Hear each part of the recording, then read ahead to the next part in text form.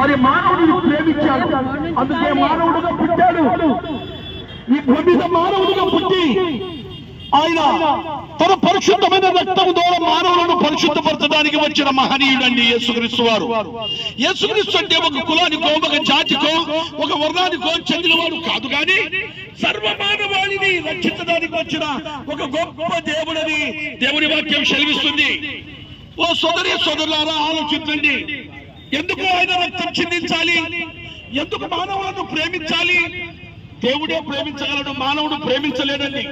అందుకే దేవుడు ఎంతగా ప్రేమించాడంటే ఈ భూమి మీద ఆయన కన్యక మరియ గర్భంలో జన్మించి 33.5 సంవత్సరాలు జీవించి ఇలాగే వీధుల్లో నిలబడి కాలము సంపూర్ణమై ఉన్నది, దేవుని రాజ్యం సమీపించి ఉన్నది, అందరూ అంతటా మారు మనసు పొందండి దేవుని వాక్యం సెలవిస్తుంది. అందుకే యేసుక్రీస్తు ప్రభుల వారు అంతేకాకుండా మనుషులందరూ పరలోక పట్టణం చేరాలని తన పరిశుద్ధమైన రక్తము చిందించి ఆయన శిలువలో మరణించి సమాధి చేయబడి 3వ దినమున సజీవుడుగా లేచిన సజీవుడైన యేసుక్రీస్తును గురించిన కొన్ని మాటలు మీకు తెలియజేస్తున్నాము. ఓ ప్రియ సోదరి సోదరులారా, ఒకసారి మనం గమనించినట్లయితే ఈ లోకం మంది కాదు. మనం కూడా 60-70 సంవత్సరాల తర్వాత ఈ లోకాన్ని విడిచిపెట్టి మనం వెళ్లాల్సిన వారమై ఉన్నాం. ఎందుకు వెళ్లాల్సిన వారమై ఉన్నామంటే ఈ లోకంలో మనకు మనిషి ఆయువు 60-70 సంవత్సరములు, అధిక బలం ఉన్న 80 సంవత్సరములు, అది ఆయాసకరము, దుఃఖకరమే. కానీ మనం వచ్చేటప్పుడు తల్లి గర్భంలో ఏమి పట్టుకోరాలేదు, వెళ్ళిపోయేటప్పుడు ఏది కూడా పట్టుకొని పోలేమని దేవుని వాక్యం సెలవిస్తుంది.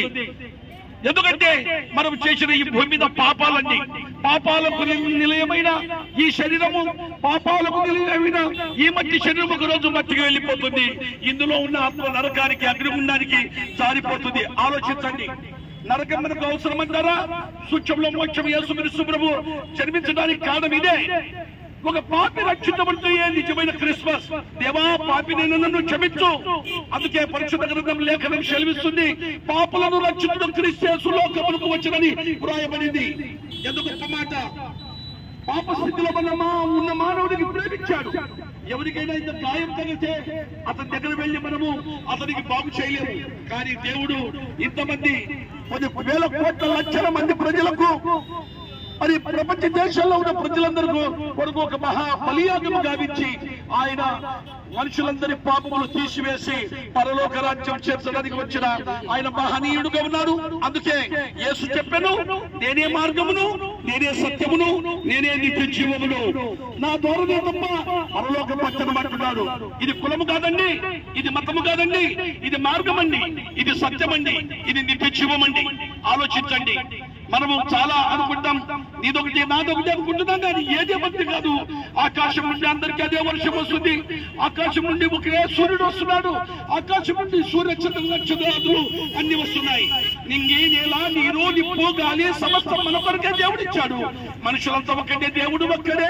పరలోక పట్టణం చేయడానికి ఆయన మన కోసం ఫ్రీ గిఫ్ట్ గా ఈ భూమి మీద ఆయన పుట్టి ఆయన పాపములు తీసివేయడానికి, మన పాపల కొరకు ఆయన పాపిగా మారిపోయి తన రక్తాన్ని చిందించి మరణించి సమాధి చేయబడి 3వ దినమున సజీవుడే లేచాడు. ఒకసారి మనం ఆలోచించి, ప్రభువా, పాపినైనా నన్ను క్షమించమంటే ఎంత ఘోర పాపికైనా క్షమించి పరలోక పట్టణం ఇచ్చే గొప్ప దేవుడిని చెప్తూ మరి క్రిస్మస్ శుభాకాంక్షలు మీకు తెలుపుతూ ఈ మాటలు నేను ముగిస్తున్నాను. మీ కొరకు మా సోదరులు ప్రార్థన చేస్తారు.